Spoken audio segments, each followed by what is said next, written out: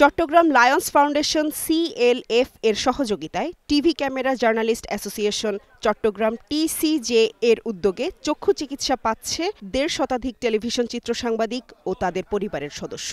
সোমবার নগরীর জাকির হোসাইন সড়কের লায়ন্স দাতব্য চক্ষু হাসপাতাল অ্যান্ড ইনস্টিটিউটে সকাল ৯টা থেকে দুপুর পর্যন্ত এ ক্যাম্পে চিকিৎসা দেয়া হয়।